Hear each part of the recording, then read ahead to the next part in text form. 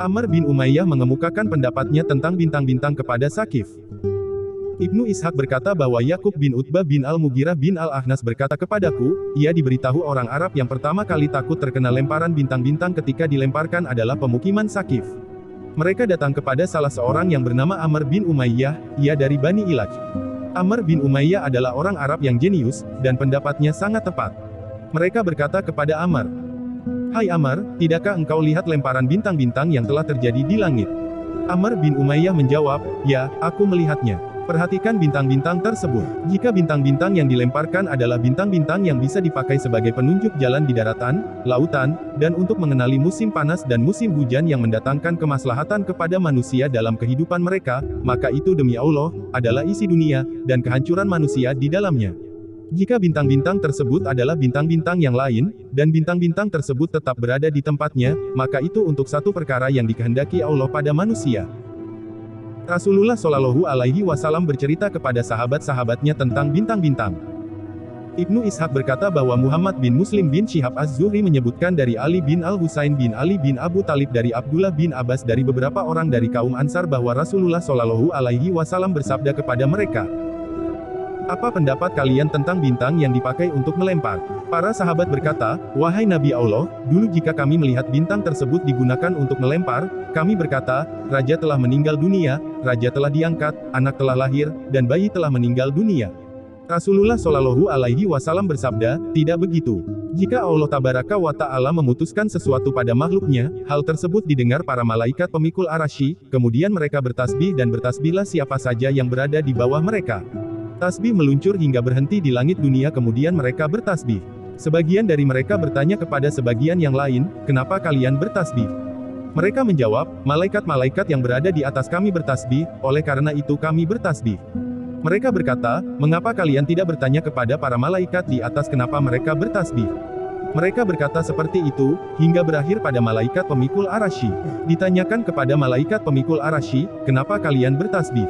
Para malaikat pemikul arasy berkata, Allah telah menentukan ini dan itu pada makhluknya karena sesuatu hal yang sudah ada, kemudian hal tersebut meluncur dari langit ke langit hingga berhenti di langit dunia.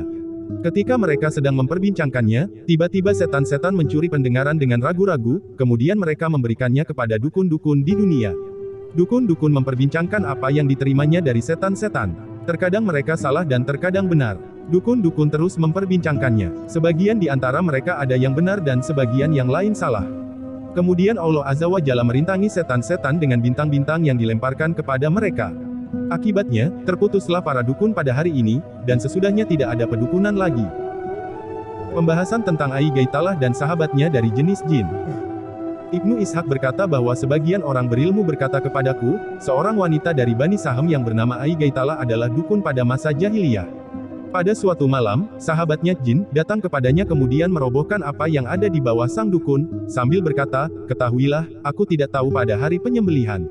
Ketika hal tersebut didengar orang-orang Quraisy, mereka berkata, apa yang ia maksud dengan ucapan seperti itu? Pada malam lainnya, sahabat jin Ai Gaitalah datang lagi, kemudian merobohkan apa yang ada di bawah Ai Gaitalah, sambil berkata, bangsa dan tidak ada bangsa.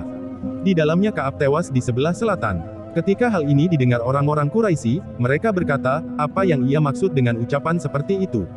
Apa yang dikatakannya pasti terjadi pada suatu saat. Lihatlah apa kira-kira yang akan terjadi. Mereka tidak mengetahui rahasia perkataan jin tersebut hingga meletus perang Badar dan Uhud di Syif jalan di antara dua bukit.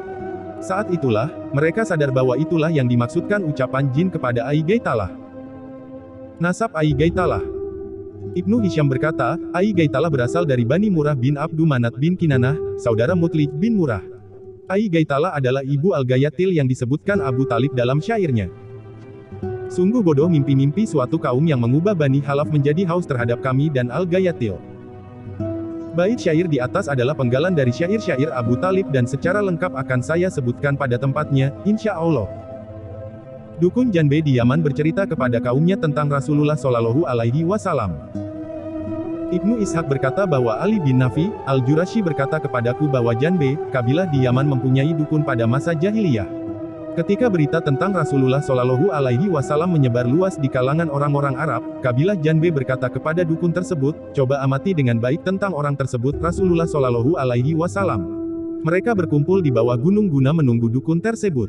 Ketika matahari terbit, dukun tersebut turun kepada mereka, kemudian berdiri dengan bersandar kepada tombaknya. La angkat kepalanya ke langit lama sekali, kemudian ia melompat, lalu berkata, "Hai manusia, sesungguhnya Allah telah memuliakan Muhammad, memilihnya, mensucikan hatinya, dan ia hidup tidak lama di tengah-tengah kalian hai manusia." Usai berkata seperti itu, sang dukun naik ke gunung pulang ke tempatnya semula. Sawad bin Qorib berbicara dengan Umar bin Khattab radhiyallahu anhu. Ibnu Ishaq berkata bahwa orang yang tidak aku ragukan kejujurannya berkata kepadaku dari Abdullah bin Ka'ab, mantan budak Utsman bin Affan, bahwa Utsman bin Affan berkata, ketika Umar bin Khattab radhiyallahu anhu sedang duduk bersama sahabat-sahabat di masjid Rasulullah shallallahu alaihi wasallam, tiba-tiba datanglah orang Arab kemudian masuk ke dalam masjid karena ingin bertemu dengan Umar bin Khattab. Ketika Umar bin Khattab melihat kedatangan orang tersebut, ia berkata, "Sungguh orang ini tetap berada pada kesyirikannya dan tidak meninggalkannya. Atau ia tadinya adalah dukun pada masa jahiliyah." Orang tersebut mengucapkan salam kepada Umar bin Khattab kemudian duduk. Umar bin Khattab berkata, "Apakah engkau telah masuk Islam?" Orang tersebut berkata, "Ya, wahai Amirul Mukminin." Umar bin Khattab berkata, "Apakah pada masa jahiliyah engkau pernah menjadi dukun?" Orang tersebut berkata, "Maha suci Allah, wahai Amirul Mukminin, sungguh engkau telah menembus khayalku, dan menampakkan sesuatu yang aku lihat tidak pernah engkau ucapkan kepada orang lain selain diriku sejak engkau diangkat menjadi khalifah." Umar bin Khattab berkata, "Ya Allah, ampunilah dia. Sungguh pada masa jahiliyah kami lebih jelek dari itu. Kami menyembah patung-patung, dan memeluk agama berhala hingga akhirnya Allah memuliakan kami dengan Rasul-Nya dan dengan Islam." Orang tersebut berkata, "Betul, wahai Amirul Mukminin, sungguh pada masa jahiliyah aku adalah seorang dukun." Umar bin Khattab berkata, "Coba jelaskan kepadaku apa yang dibawa sahabatmu, jin." Orang tersebut berkata, 1 bulan atau kurang sebelum kemunculan Islam, ia datang kepadaku, kemudian berkata kepadaku, "Tidakkah engkau lihat jin dengan kebingungannya? Keputusasaannya dari agamanya, dan kepergiannya kepada unta muda dan alas pelananya." Ibnu Hisham berkata, perkataan di atas sajak dan bukan syair. Abdullah bin Ka'ab berkata, kemudian Umar bin Khattab berkata kepada manusia, "Demi Allah, pada masa jahiliyah aku pernah berada di samping salah satu patung bersama beberapa orang dari Quraisy. Salah seorang Arab telah menyembelih sapi betina untuk patung tersebut. Kami menunggu ia memberi kami bagian dari lembu betina yang disembelihnya, tiba-tiba kami mendengar suara dari perut lembu betina tersebut dan aku tidak mendengar suara yang lebih nyaring daripada suara tersebut. Itu terjadi 1 atau kurang dari 1 bulan sebelum kemunculan Islam. Suara tersebut ialah, 'Hai Zari, ini persoalan yang tepat,' dan orang fasih yang mengatakan 'Ha ilaha illallahu.' Sebagian orang berilmu membacakan syair kepadaku. Aku heran pada jin dan kebingungannya. Dan pengikatannya terhadap unta dengan pelananya. Ia meluncur ke Makkah guna mencari petunjuk. Tidaklah orang-orang yang percaya kepada jin itu seperti kotoran-kotorannya." Ibnu Ishaq berkata, inilah informasi yang kami terima tentang para dukun dari kalangan orang-orang Arab. Bab 40. Ancaman orang-orang Yahudi kepada Rasulullah Shallallahu Alaihi Wasallam. Orang-orang Yahudi mengenal Rasulullah Shallallahu Alaihi Wasallam namun mereka kafir kepadanya. Ibnu Ishaq berkata bahwa Ashim bin Umar bin Qatadah berkata kepadaku dari beberapa orang dari kaumnya yang berkata, sesungguhnya di antara sebab yang membuat kami masuk Islam selain rahmat Allah dan petunjuknya ialah bahwa kami mendengar beberapa orang Yahudi. Kami orang-orang musyrikin, dan penyembah patung-patung, sedang mereka adalah ahli kitab. Mereka mempunyai ilmu yang tidak kami ketahui. Konflik terus meledak di antara kami dengan mereka. Jika kami mendapatkan dari mereka apa yang tidak disukai, mereka berkata kepada kami, sesungguhnya sekarang telah dekat kemunculan seorang nabi. Kelak bersama nabi tersebut, kami akan membunuh kalian seperti pembunuhan terhadap Ad dan Iram. Kami seringkali mendengar ucapan tersebut dari mereka. Ketika Allah Ta'ala mengutus Rasul-Nya, kami langsung menjawab seruannya ketika ia menyeru kepada Allah. Kami mengetahui ancaman yang diberikan orang-orang Yahudi kepada kami, jadi kami segera menghadap kepada nabi tersebut, kemudian beriman kepada beliau sedangkan mereka kafir. Tentang kami dan mereka, Allah Ta'ala menurunkan ayat-ayatnya di surat Al-Baqarah. Dan setelah datang kepada mereka Al-Quran dari Allah yang membenarkan apa yang ada pada mereka, padahal sebelumnya mereka biasa memohon kedatangan nabi untuk mendapat kemenangan atas orang-orang kafir, maka setelah datang kepada mereka apa yang telah mereka ketahui, mereka lalu ingkar kepadanya. Maka laknat Allah lah atas orang-orang yang ingkar itu. Al-Baqarah 89. Ibnu Hisham berkata, yastaftihuna artinya meminta pertolongan atau meminta keputusan hukum. Disebutkan dalam kitabullah. Ya Tuhan kami, berilah keputusan antara kami dan kaum kami dengan hak adil, dan Engkaulah pemberi keputusan yang sebaik-baiknya. Al-Aw 89. Salamah menceritakan hadits tentang ancaman orang-orang Yahudi kepada Rasulullah Shallallahu Alaihi Wasallam. Ibnu Ishaq berkata bahwa Sholih bin Ibrahim bin Abdurrahman bin Auf berkata kepadaku dari Mahmud bin Labid, saudara Bani Abdu al-Ashal dari Salamah bin Wakasi, Salamah ikut perang Badar. Kami mempunyai tetangga orang Yahudi di Bani Abdu al-Ashal. Pada suatu hari, ia keluar dari rumahnya kemudian berdiri di Bani Abdu al-Ashal. Ketika itu, aku anak yang paling muda. Aku mengenakan kain burdah dan duduk di halaman keluargaku. Orang Yahudi tersebut bercerita tentang hari kiamat, hari kebangkitan, hari perhitungan, timbangan, surga, dan neraka. Ia ceritakan itu semua kepada orang-orang musyrikin penyembah patung-patung yang tidak mempercayai kebangkitan setelah kematian. Orang-orang musyrikin berkata, celaka engkau, apakah engkau berpendapat bahwa manusia setelah kematian mereka akan dibangkitkan kepada negeri yang di dalamnya terdapat surga dan neraka, kemudian mereka diberi balasan sesuai dengan amal perbuatan mereka? Orang Yahudi tersebut berkata, ya, demi zat yang digunakan untuk bersumpah. Seseorang berharap kiranya sebagai ganti neraka tersebut ia mempunyai tungku yang paling besar di dunia ini. Tungku tersebut dijaga, kemudian ia dimasukkan ke dalamnya dan dilumur dengannya. Itu lebih ia sukai asalkan ia bisa selamat dari neraka kelak.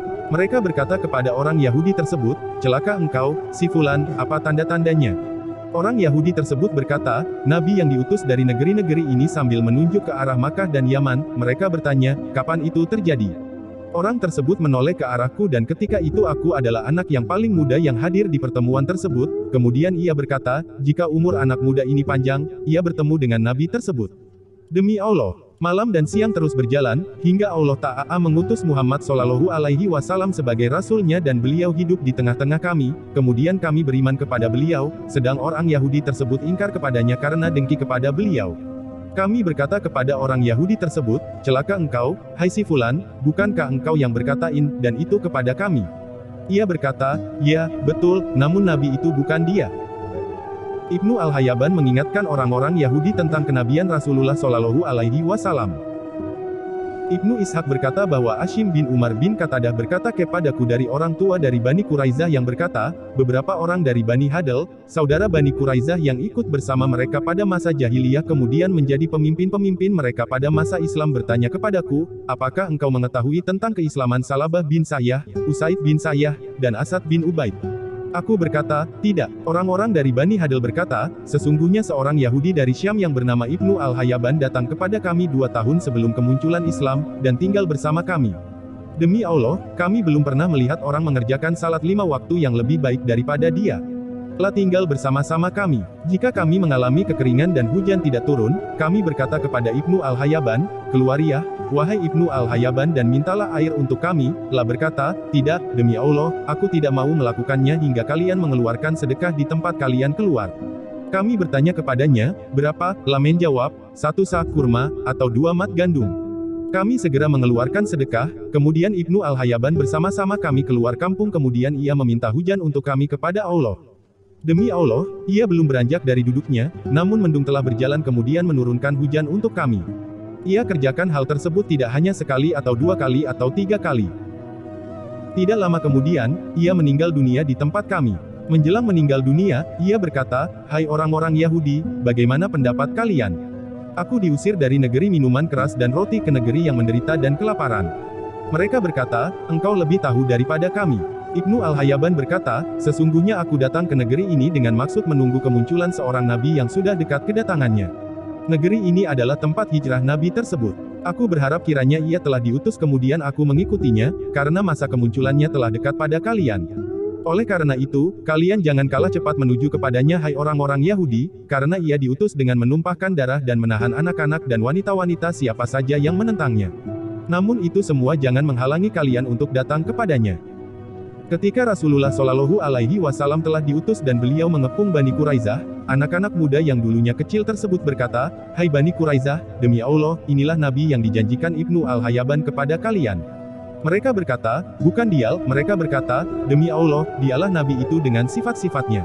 Mereka masuk Islam, kemudian darah mereka, harta mereka, dan keluarga mereka dilindungi. Ibnu Ishaq berkata, itulah informasi tentang orang-orang Yahudi yang disampaikan kepadaku. Oh.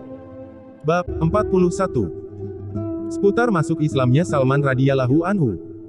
Ibnu Ishaq berkata bahwa Hashim bin Umar bin Qatadah al-Ansari berkata kepadaku dari Mahmud bin Labid dari Abdullah bin Abbas yang berkata bahwa Salman al-Farisi berkata kepadaku dengan mulutnya sendiri. Kata Salman al-Farisi, aku orang Persia, tepatnya dari Asfahan di desa yang bernama Jayu. Ayahku seorang tokoh di desaku dan aku adalah makhluk Allah yang paling dicintainya.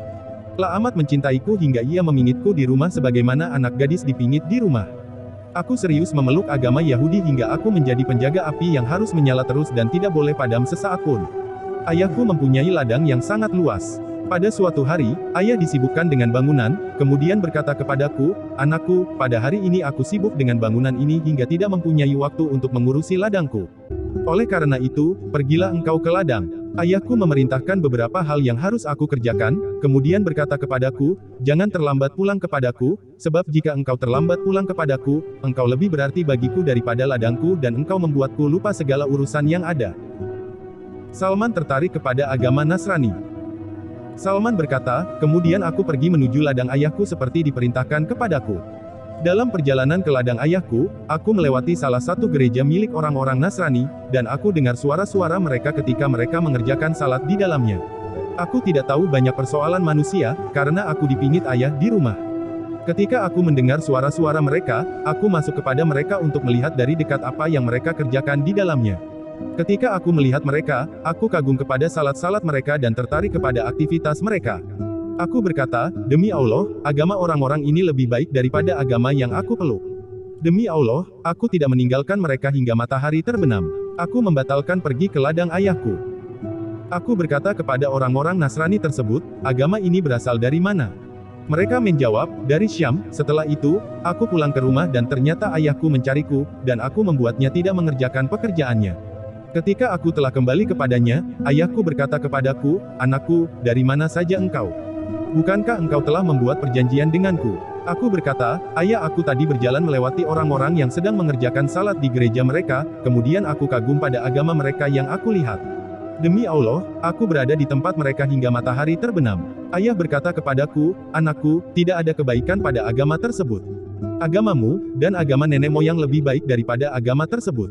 Aku berkata, tidak, demi Allah, agama tersebut lebih baik daripada agama kita. Setelah kejadian tersebut, ayah mengkhawatirkanku. Telah ikat kakiku dan memingitku di rumahnya. Aku mengutus seseorang kepada orang-orang Nasrani dan aku katakan kepada mereka, jika ada rombongan dari Syam datang kepada kalian, maka beri kabar aku tentang mereka. Tidak lama setelah itu, datanglah pedagang-pedagang Nasrani dari Syam, kemudian mereka menghubungiku. Aku katakan kepada mereka, jika mereka telah selesai memenuhi kebutuhannya, dan hendak pulang ke negeri mereka, maka beri izin aku untuk bisa ikut mereka.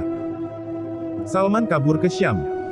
Salman berkata, ketika para pedagang Nasrani hendak kembali ke negerinya, orang-orang Nasrani memberiku informasi tentang mereka. Kemudian aku buang rantai dari kakiku dan pergi bersama mereka hingga tiba di Syam. Setelah tiba di Syam, aku bertanya, siapakah pemeluk agama ini yang paling banyak ilmunya? Mereka menjawab, uskup di gereja. Kemudian aku datang kepada uskup tersebut dan berkata kepadanya, aku amat tertarik kepada agama ini. Jadi aku ingin sekali bisa bersamamu, dan melayanimu di gerejamu agar bisa belajar darimu dan salat bersamamu.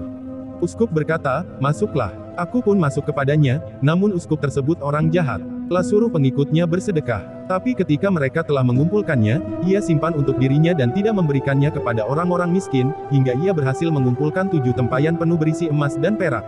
Aku sangat marah kepadanya atas tindakannya tersebut. Tidak lama kemudian uskup tersebut meninggal dunia. Orang-orang Nasrani berkumpul untuk menguburnya, namun aku katakan kepada mereka, sungguh, orang ini jahat. Ia suruh kalian bersedekah, namun jika kalian memberikan sedekah kepadanya, ia menyimpannya untuk dirinya sendiri dan tidak membagikannya sepeser pun kepada orang-orang miskin. Mereka berkata, dari mana engkau mengetahui hal ini? Aku katakan kepada mereka, mari aku tunjukkan tempat penyimpanannya kepada kalian. Mereka berkata, tunjukkan kepada kami tempat penyimpanannya. Aku tunjukkan tempat penyimpanan uskup tersebut kepada mereka, kemudian mereka mengeluarkan 7 tempayan yang penuh dengan emas dan perak. Ketika mereka melihat ke-7 tempayan tersebut, mereka berkata, demi Allah, kita tidak akan mengubur mayat uskup ini. Mereka menyalip uskup tersebut dan melemparinya dengan batu. Setelah itu, mereka menunjuk orang lain untuk menjadi uskup pengganti. Salman bersama uskup yang solih. Salman berkata, aku tidak pernah melihat orang yang salat 5 waktu yang lebih mulia, lebih zuhud di dunia, lebih cinta kepada akhirat, lebih tekun di siang dan malam hari dari uskup baru tersebut. Aku mencintai uskup tersebut dengan cinta yang tidak ada duanya. Aku tinggal bersamanya lama sekali hingga akhirnya ajal menjemputnya. Aku katakan kepadanya, "Hai Fulan, sungguh aku telah hidup bersamamu dan aku mencintaimu dengan cinta yang tidak ada duanya. Sekarang seperti yang engkau lihat telah datang keputusan Allah Ta'ala kepadamu, maka engkau titipkan aku kepada siapa?" Uskup menjawab, "Anakku, demi Allah, aku tidak tahu ada orang yang seperti diriku. Manusia sudah banyak yang meninggal dunia, mengubah agamanya, dan meninggalkan apa yang tadinya mereka kerjakan, kecuali satu orang di Al-Mausil, yaitu si Fulan. Lah seperti diriku, pergilah engkau kepadanya." Salman bersama uskup Al-Mausil. Salman berkata, "Ketika uskup tersebut meninggal dunia dan dikubur, aku pergi kepada uskup Al-Mausil. Ketika tiba di sana, aku katakan kepadanya, 'Hai Fulan, sesungguhnya uskup si Fulan telah berwasiat kepadaku ketika hendak meninggal dunia agar aku pergi kepadamu. Lah jelaskan kepadaku bahwa engkau seperti dia.' Uskup tersebut berkata, 'Tinggallah bersamaku.' Aku menetap bersamanya. Aku lihat ia orang yang sangat baik seperti cerita sahabatnya. Tidak lama kemudian uskup tersebut meninggal dunia. Menjelang meninggal dunia, aku berkata kepadanya, 'Hai si Fulan, sesungguhnya uskup si Fulan telah berwasiat kepadaku agar aku pergi kepadamu dan sekarang keputusan Allah telah datang kepadamu seperti yang engkau lihat, maka kepada siapa aku engkau wasiatkan? Apa yang engkau perintahkan kepadaku?' Uskup berkata, 'Anakku, demi Allah, aku tidak tahu ada orang yang seperti kita kecuali satu orang saja di Nasibin, yaitu si Fulan. Pergilah kepadanya.' Salman pergi kepada uskup Nasibin. Salman berkata, ketika uskup tersebut telah meninggal dunia dan dimakamkan, aku pergi kepada uskup Nasibin. Aku jelaskan perihal diriku kepadanya dan apa yang diperintahkan dua sahabatku kepadanya. Ia berkata, 'Tinggallah bersamaku.' Aku tinggal bersamanya, dan aku dapati dia seperti dua sahabatnya yang telah meninggal dunia. Aku tinggal bersama orang terbaik. Demi Allah, tidak lama kemudian ajal menjemputnya. Menjelang kematiannya, aku berkata kepadanya, 'Hai si Fulan, sungguh si Fulan telah berwasiat kepadaku agar aku pergi kepada si Fulan, kemudian si Fulan tersebut berwasiat kepadaku agar aku pergi kepadamu, maka kepada siapa aku engkau wasiatkan? Apa yang engkau perintahkan kepadaku?' Uskup tersebut berkata, 'Anakku, demi Allah, aku tidak tahu ada orang yang seperti kita dan aku perintahkan engkau pergi kepadanya kecuali satu orang di Amuriyah wilayah Romawi. Lah sama seperti kita. Jika engkau mau, pergilah kepadanya, karena ia sama seperti kita.' Salman pergi kepada uskup Amuriyah dan lah berwasiat agar mengikuti Nabi dan menjelaskan sifat Nabi kepadanya. Salman berkata, ketika uskup Nasibin telah meninggal dunia dan disemayamkan, aku pergi kepada uskup di Amuriyah. Aku jelaskan perihal diriku kepadanya. Ia berkata, 'Tinggallah bersamaku.' Aku tinggal bersama orang terbaik sesuai dengan petunjuk sahabat-sahabatnya dan perintah mereka. Aku bekerja hingga aku mempunyai beberapa lembu dan kambing. Tidak lama kemudian, uskup tersebut juga meninggal dunia. Menjelang kematiannya, aku bertanya kepadanya, 'Hai si Fulan, sungguh aku pernah tinggal bersama si Fulan kemudian ia berwasiat kepadaku agar aku pergi kepada si Fulan, kemudian si Fulan tersebut berwasiat kepadaku agar aku pergi kepada si Fulan, kemudian si Fulan tersebut berwasiat kepadaku agar aku pergi kepada si Fulan, kemudian si Fulan tersebut berwasiat kepadaku agar aku pergi kepadamu, maka kepada siapa aku engkau wasiatkan? Apa yang engkau perintahkan kepadaku?' Uskup berkata, 'Anakku, demi Allah, sungguh aku tidak tahu pada hari ini ada orang-orang yang seperti kita yang engkau bisa aku perintahkan pergi kepadanya, namun telah dekat datangnya seorang nabi. Ia diutus dengan membawa agama Ibrahim alaihissalam dan muncul di negeri Arab. Tempat hijrahnya adalah daerah di antara dua daerah yang berbatu dan di antara dua daerah tersebut terdapat kurma. Nabi tersebut mempunyai tanda-tanda yang tidak bisa disembunyikan, ia memakan hadiah dan tidak memakan sedekah. Di antara kedua bahunya terdapat kep kenabian. Jika engkau bisa pergi ke negeri tersebut, pergilah engkau ke sana.' Salman pergi ke lembah Al-Qura. Salman berkata, kemudian uskup tersebut meninggal dunia dan dimakamkan. Sedang aku tetap tinggal di Amuriyah hingga beberapa lama. Setelah itu, sekelompok pedagang berjalan melewatiku. Aku berkata kepada mereka, 'Bawalah aku ke negeri Arab, niscaya aku serahkan lembu dan kambingku ini kepada kalian.' Mereka berkata, 'Ya, aku berikan lembu dan kambingku kepada mereka, dan mereka membawaku. Namun ketika tiba di lembah Al-Qura, mereka berbuat zalim kepadaku. Mereka menjualku kepada seorang Yahudi sebagai seorang budak.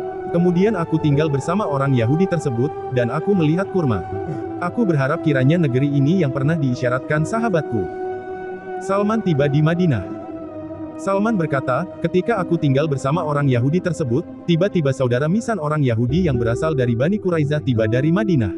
Telah membeliku dari orang Yahudi tersebut, dan membawaku ke Madinah. Demi Allah, ketika aku melihat Madinah, aku lihat persis seperti dijelaskan sahabatku.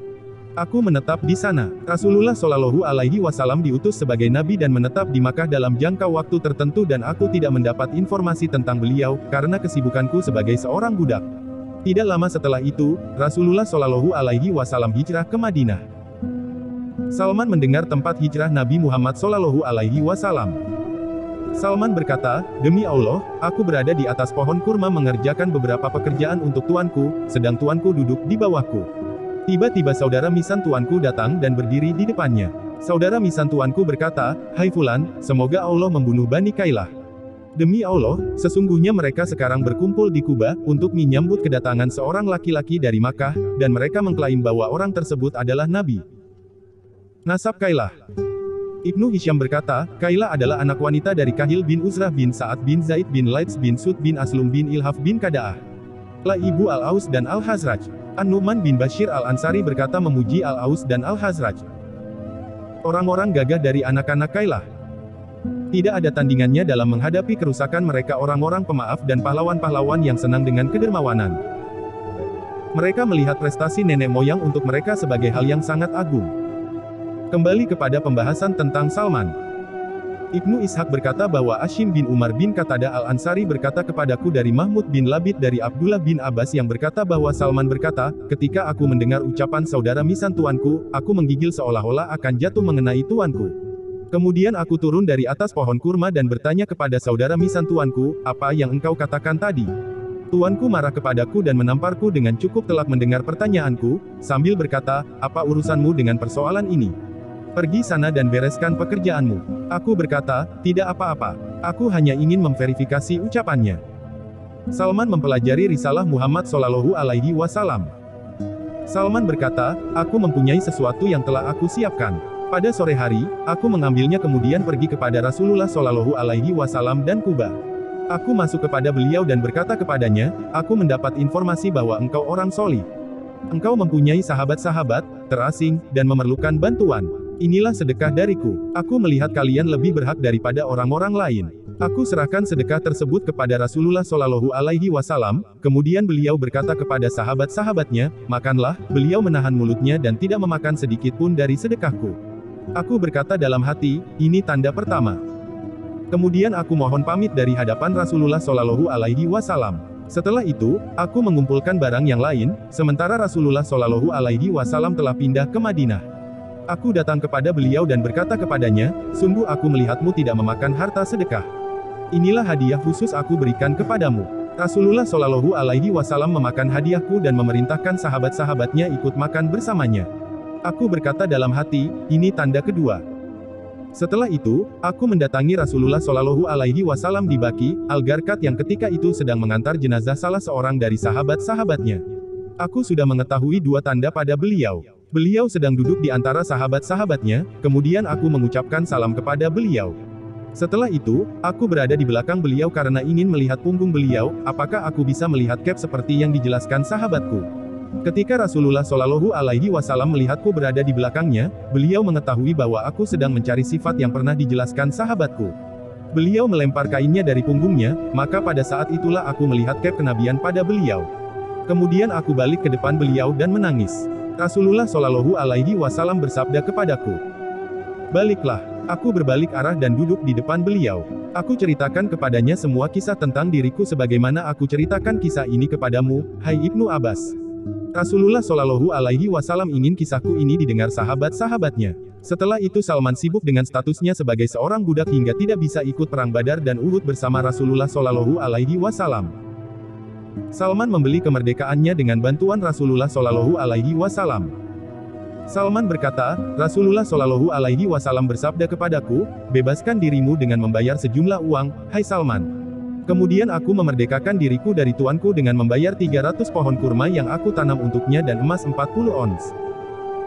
Rasulullah Shallallahu Alaihi Wasallam bersabda kepada sahabat-sahabatnya, bantulah saudara kalian ini.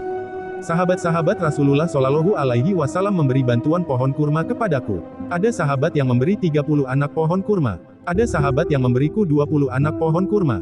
Ada sahabat yang memberiku 15 anak pohon kurma. Ada sahabat yang memberiku 10 anak pohon kurma. Setiap orang membantu sesuai dengan kemampuannya, hingga akhirnya terkumpul 300 anak pohon kurma. Rasulullah Shallallahu Alaihi Wasallam bersabda kepadaku, pergilah hai Salman, dan galilah lubang untuk anak-anak pohon kurma ini. Jika engkau telah selesai menggalinya, datanglah kepadaku, agar tanganku sendiri yang meletakkan anak pohon kurma ini ke dalamnya. Salman berkata, kemudian aku menggali lubang untuk anak-anak pohon kurma tersebut dengan dibantu sahabat-sahabatku. Ketika aku telah selesai menggalinya, aku menghadap Rasulullah Shallallahu Alaihi Wasallam dan melaporkan kepada beliau bahwa aku telah selesai membuat lubang. Kemudian Rasulullah Shallallahu Alaihi Wasallam pergi bersamaku ke lubang-lubang tersebut. Kami berikan anak pohon kurma kepada beliau dan diletakkannya ke dalam lubang dengan tangannya sendiri hingga proses penanaman selesai. Demi zat yang jiwa Salman berada di tangannya, tidak ada satupun anak kurma yang mati. Aku pelihara pohon-pohon kurma tersebut dan aku mempunyai sedikit harta. Tidak lama setelah itu, Rasulullah Shallallahu Alaihi Wasallam datang dengan membawa emas sebesar telur ayam dari salah satu lokasi pertambangan. Rasulullah Shallallahu Alaihi Wasallam bersabda, apa yang telah dikerjakan orang Persia yang memerdekakan dirinya dengan membayar sejumlah uang?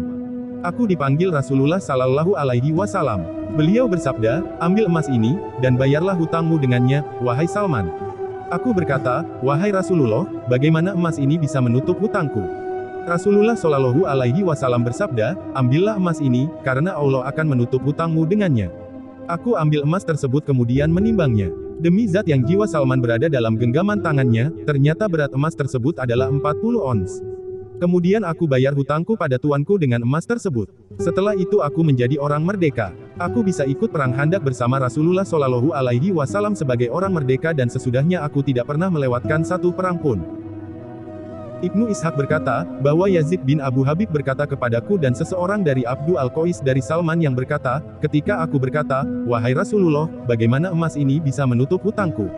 Rasulullah Shallallahu Alaihi Wasallam memungut emas tersebut dan membolak-baliknya di depan mulutnya. Beliau bersabda, ambillah emas ini, hai Salman dan bayar hutangmu pada tuanmu dengan emas ini. Emas tersebut aku ambil, lalu aku bayar hutangku pada tuanku secara penuh, 40 ons emas. Pembicaraan Salman dengan pendeta Amuriyah. Ibnu Ishaq berkata bahwa Ashim bin Umar bin Qatadah berkata kepadaku bahwa orang yang tidak aku ragukan kejujurannya berkata kepadaku dari Umar bin Abdul Aziz bin Marwan yang berkata bahwa aku diberitahu dari Salman, ia berkata kepada Rasulullah Shallallahu Alaihi Wasallam ketika menceritakan perjalanan hidupnya kepada beliau bahwa pendeta Amuriyah berkata kepadanya, pergilah engkau ke daerah ini dan itu di wilayah Syam, karena di sana terdapat orang laki-laki yang hidup di antara dua hutan. Pada setiap tahun, ia keluar dari satu hutan ke hutan satunya karena ia ditunggu orang-orang yang sakit.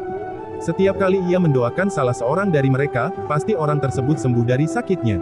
Bertanyalah kepadanya perihal agama yang engkau ken, pasti ia menjelaskannya kepadamu. Salman berkata, kemudian aku pergi ke tempat yang dijelaskan sahabatku. Di tempat tersebut kulihat orang-orang berkumpul dengan membawa keluarganya yang sakit. Pada suatu malam, orang tersebut keluar dari satu hutan ke hutan satunya, dan dibuntuti orang-orang. Ia tidak mendoakan orang yang sakit, melainkan ia sembuh. Mereka lebih cepat datang kepada orang tersebut daripada aku. Akibatnya aku tidak bisa mendekat kepadanya hingga ia masuk ke hutan yang ingin ia masuki. Aku membuntuti orang tersebut. Ia berkata, siapa engkau? Ia menoleh kepadaku, kemudian aku katakan kepadanya, semoga Allah merahmatimu, coba jelaskan kepadaku perihal Hanafiyah, agama yang lurus, agama Ibrahim. Ia berkata, engkau menanyakan sesuatu yang tidak ditanyakan manusia pada hari ini. Sungguh telah dekat kepadamu zaman kemunculan Nabi yang diutus dengan membawa agama tersebut dari tanah suci. Pergilah engkau kepadanya, pasti ia membawamu kepada agamanya. Rasulullah Shallallahu Alaihi Wasallam bersabda, hai Salman, jika penuturanmu ini benar, sungguh engkau telah bertemu dengan Isa bin Maryam.